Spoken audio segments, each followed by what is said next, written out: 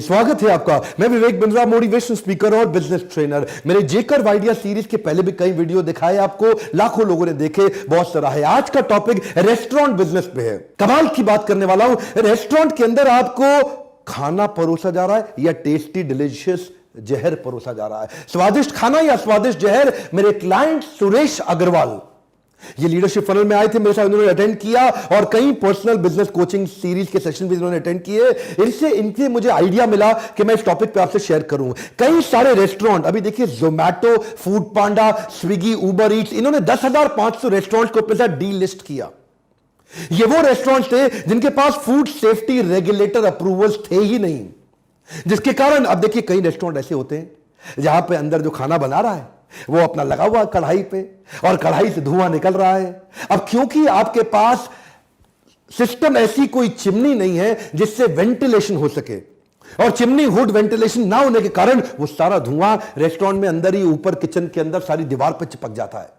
वो धुआं जाके वो कालक हो जाती है, वो सड़ने लग जाता है और उस सड़न में जाके कीड़े पैदा होने लगते हैं और वहां कई कीड़े मकोड़े कॉकरोच होते हैं। और जब अगली बार खाना बनाता है और उसमें धुआं निकलता है तो कीड़ा कॉकरोच वो धुएं के कारण वो छूट जाता है दीवार से, सीधा खाने में गिरता है। कई बार नहीं दिखाई पड़ता क्योंकि उसका ध्यान इधर उधर है और आपने तो खाना खा लिया। अच्छा, टेस्ट में फर्क नहीं आएगा। टेस्टी है का मतलब यह नहीं कि उसमें कीड़ा नहीं है, कॉकरोच नहीं है। कभी कभी आपको लूज मोशन हुआ है रेस्टोरेंट में खाना खाने के बाद, कभी पेट में दर्द हुआ है, कभी तबियत खराब हुई है, और अगर ज्यादा तबियत खराब हुई है तो चांसेस है कि उसमें छोटी मोटी छिपकली भी आ गई थी। FSSAI के कंप्लायंसेस के मुताबिक अगर आप रेस्टोरेंट चला रहे हैं तो आपके पास सैनिटेशन मतलब साफ सफाई और वेंटिलेशन मतलब धुआं बाहर निकल जाए। वो जो खाने में से तेल निकल के ऊपर जाता है ना, वो धुआं और तेल बाहर निकल जाए, चिपके नहीं, तो उसकी कंप्लायंसेस प्रैक्टिस करने जरूरी है। आपके पास स्टेनलेस स्टील की बड़ी एक्चुअल जो चिमनी होती है उसके अंदर हुड होता है जिसमें सक्शन पंप होता है। वो उसके धुएं को, तेल को और गंध को खींच के बाहर निकाल देता है, जिसके कारण अंदर का वातावरण साफ सुथरा रहता है, सुगंधित रहता है और आपका खाना सुरक्षित रहता है। पर ये रेस्टोरेंट वाला चिंदी चोर, लल्लू लाल, ये छोटे छोटे खर्चे बचाता है जिसमें कीड़े आके खाने में गिरते हैं। आपको जो टेस्ट आता है आहा, लेकिन वो अंदर वो टेस्ट में कुछ और भी था। इसलिए एग्जॉस्ट का नकली सिस्टम ये बहुत डेंजरस है। और उससे क्या होता है, वो खाने के अंदर जो कीड़े मकोड़े आ रहे हैं, कॉकरोच, उसके टेस्ट का आपको पक जाएगा सर, आपको नहीं पता चलेगा, दिखाई नहीं पड़ेगा। खाना आपको टेस्टी लगेगा लेकिन शरीर के लिए आपके बहुत हार्मफुल है। अच्छा, कई रेस्टोरेंट्स के अंदर स्टोरेज और फ्रीजिंग का अरेंजमेंट ही नहीं है। अगर आपके पास कोल्ड स्टोरेज या cold freezing chillers, deep freezers नहीं है तो काफी सारे खाने, ओहो, कुछ चीजें तो बहुत ज्यादा जल्दी यीस्ट पकड़ लेती हैं, फर्मेंटेशन हो जाता है, उसमें बैक्टीरिया आता है, फंगस लग जाती है। और ये जैसे मान लीजिए दूध की आइटम हो, पेरिशेबल है, भयंकर। मीट खुले में रखा तो बर्बाद। अच्छा, आपको खाने में टेस्टी लगेगा?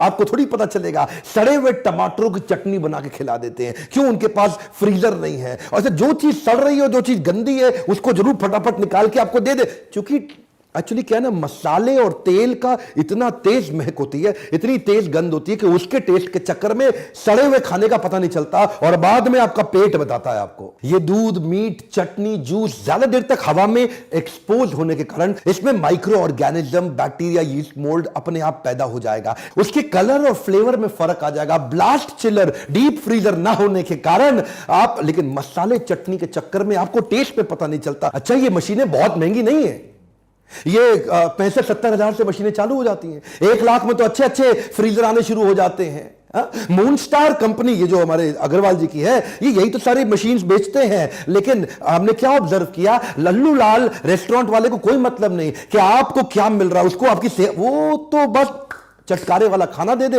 उसका काम चल जाए। अच्छा, कई फूड पैकेजिंग में पैसा बचाते हैं।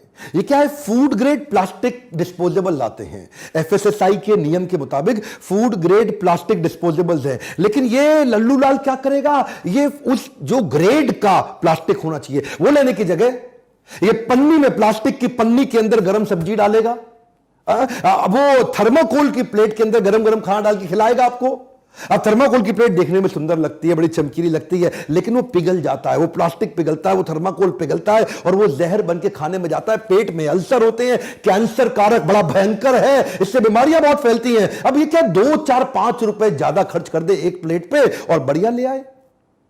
जो ग्रेड बताए गए एफएसएसएआई के नियम के मुताबिक, इसमें 2 4 5 7 रुपए से ज्यादा नहीं लगता। वो बिल आपसे चार्ज करेगा 70 80 100 रुपए का, माल आपको खाना खिलाएगा, एक मील खिलाएगा, लेकिन अगर उसमें 2 4 5 रुपए वो फालतू खर्च कर दे, आपका जीवन सुरक्षित हो जाएगा। अच्छा, जिधर वेंटिलेशन सैनिटेशन है नहीं, तो मद्रासी जो डोसा बना रहा है ना, अंदर आपके लिए डोसा बना रहा है, और वो पूरा पसीने में भीग गया, लुंगी पहना हुआ बनियान में, वो पसीना ऐसा फेंका, वो सारी छींट आपके डोसे में गिर गई। आपको तो खाने में बड़ा स्वाद आ जाता है जी, पसीने का नमक भी आ गया, टेस्ट, एडिशनल मिनरल मिल गया आपको, लेकिन क्या आपकी हेल्थ के लिए ठीक है ये? अच्छा, Suresh ji professional kitchen equipment और मशीनरी बनाते हैं, जो उनकी कंपनी है ना मून स्टार इंटरनेशनल। तो मैं जब इनसे कोचिंग कर रहा था, मैंने पूछा कि भाई साहब, मेरे को अपने घर के लिए डिश वॉशर चाहिए। अब डिश वॉशर ना बड़े कमाल की चीज है, ये हर रेस्टोरेंट में होनी चाहिए। असली रेस्टोरेंट का चेहरा उसके सामने से नहीं दिखता है, उसके पीछे से दिखता है। उसे किचन के एरिया में जहां कोई घुसने नहीं देगा आपको कभी भी, किचन के पीछे जाइए, वहां 2 टब पड़े होंगे। बर्तन कैसे धुलते कभी देखा है आपने? सारे जूठे बर्तन आके एक जगह आते हैं, उसको एक टब के अंदर डालता है, वहां जूठा बर्तन का पहला हिस्सा साफ होता है, उसके बाद दूसरे टब में डाल के लुंगी से मार के पोंछ के बर्तन वापस आ जाता है। बर्तन साफ हो गया क्या? सबसे ज्यादा बैक्टीरिया उसकी लुंगी में थे, जिस लुंगी से वो बर्तन साफ कर रहा था, पीछे मार के बर्तन साफ करके फिर से डाल दिया। इतने बैक्टीरिया, इसी से तो आपको हो रहा है डायरिया, इन्फ्लुएंजा, आपको फूड पॉइजनिंग, स्टमक की अल्सर, भयंकर बीमारियां। क्यों? क्योंकि सफाई। अच्छा, डिश वॉशर का फायदा क्या है? आपके 2 लड़के बर्तन साफ कर रहे हैं, आप 12-12 हजार रुपए महीना दे रहे हैं उनको, 24,000 रुपया, 4 महीने में डिश वॉशर का पैसा वापस। डिश वॉशर लगाने से आपको मैन पावर नहीं लगानी पड़ेगी, नंबर 1। पानी आपका 60% कम यूज होगा, नंबर 2। बर्तन इतने धुल के एकदम चमक के साफ सुथरे निकलेंगे, नंबर 3। और नंबर 4 फाइनली, टाइम बहुत बचेगा, कस्टमर खुश रहेगा, बीमार नहीं पड़ेगा, लौट के वापस आएगा। आज इनके सारे खुलासे करूंगा रेस्टोरेंट के। ये चॉपिंग ट्रे जो होती है ना, ज्यादातर पीछे किचन में जाके देखो कॉमन है। जहां पे वो मीट काट रहा है, उधर ही वो पनीर भी काट रहा है।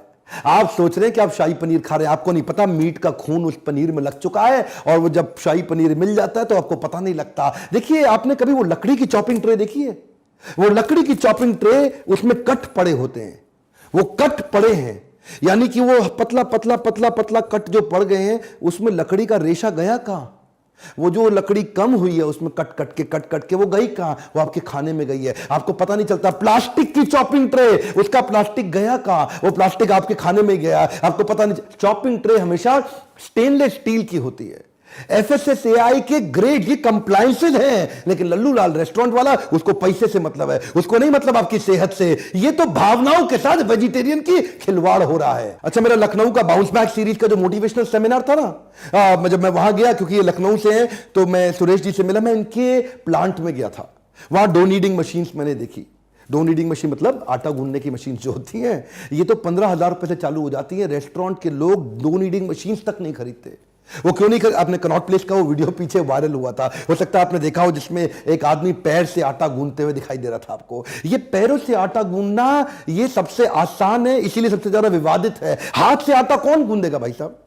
कितनी देर तक हाथ से गूंदने में लगा रहेगा? किसी पे इतनी ताकत नहीं है। पैरों से गूंदना आसान है, बस चलते रहो और बस पैर से अपने आराम से मसल मसल के आटा गूंद के रेडी। वैसे ये पांव के गूंदे हुए आटे में स्वाद तो बहुत आता है ना, ये स्वाद बाद में आपके मक्खन लगा के लच्छा पराठा और बटर नान में आपकी प्लेट में आता है। आपको पता लगा कभी? नहीं पता लगेगा। पीछे क्या हो रहा है आपको नहीं पता लगेगा। कई किचन बेसिक लाइट्स तक पे खर्च नहीं करते, और बेसिक लाइट तक पे खर्च ना होने के कारण, अंधेरा रहने के कारण, अंदर आपको क्या मिलता है आपको पता लग ही नहीं सकता। एक्चुअली इसी चक्कर में मून स्टार इंटरनेशनल के साथ मिलकर हम यही फोकस कर रहे हैं कि 2025 में रेस्टोरेंट की इंडस्ट्री में जो प्रोसेस्ड फूड खाने वाला जो हमारा मार्केट इकोनॉमी 72 ट्रिलियन रुपए का होने वाला है, और इतना एक्सपेंशन होगा। अब चाहे क्विक सर्विस रेस्टोरेंट हो या फुल सर्विस रेस्टोरेंट हो, अच्छे अफोर्डेबल किचन की जरूरत तो सबको है। तो अब हमने अग्रवाल जी से बात किया कि अब इसकी फ्रेंचाइजी देश भर में देने की तैयारी कर रहे हैं। चंडीगढ़ में फ्रेंचाइजी दे रहे हैं, लखनऊ में इनका बिजनेस है, देश भर से लोग कांटेक्ट कर रहे हैं कि ये भी इनकी फ्रेंचाइजी लेकर के बिजनेस को एक्सपैंड कर सके। अच्छा, मुश्किल नहीं है, ये छोटे छोटे टिकट साइज के साथ में इतनी बड़ी इंडस्ट्री के अंदर पेनिट्रेट अभी करने का समय सही है। अच्छा, मेरे को फोन मत करिए, मैं नहीं देता फ्रेंचाइजी। अग्रवाल जी को फोन करिए, इनका नंबर अपने आप ढूंढिए। मुझको फोन करना हो तो आप लीडरशिप फनल के लिए करिए। अगर आप भी चाहते हैं आपके बिजनेस में आपको जे कर्व मिले, अगर आप भी चाहते हैं आपके बिजनेस में आपको ग्रोथ एक्सपेंशन मिले, वो सारे स्केलेबल मॉडल समझ में आए, अगर आप भी चाहते हैं कि आपका कोई प्रश्न है जिसका उत्तर आप विवेक बिंद्रा से डायरेक्ट पूछना चाहते हैं, तो अभी काउंसलर को फोन लगा के पता लगाइए अगली लीडरशिप फनल की तारीख कब है। और अगर 4 घंटे का मोटिवेशन सेमिनार अटेंड करना चाहते हैं तो बाउंस बैक में आइए। और एक रिक्वेस्ट करूं, इस वीडियो को रेस्टोरेंट ओनर को दिखाइए, दोस्तों को दिखाइए, परिवार में अगर आपके बच्चे गलत खाना खाना चाहते हैं उनको भी दिखाइए कि अंदर से हालत क्या है और बाहर से हालत क्या है। और हमारे साथ जुड़े रहने के लिए, वीडियोस को हर बार लाइक करके हमारा उत्साह बढ़ाने के लिए, चैनल को सब्सक्राइब करके बेल आइकॉन हिट करने और करवाने के लिए, कमेंट बॉक्स में अपने प्रश्न पूछते रहने के लिए, वीडियोस को देश भर में पहुंचाने के लिए हर बार की तरह इस बार भी बहुत बहुत धन्यवाद।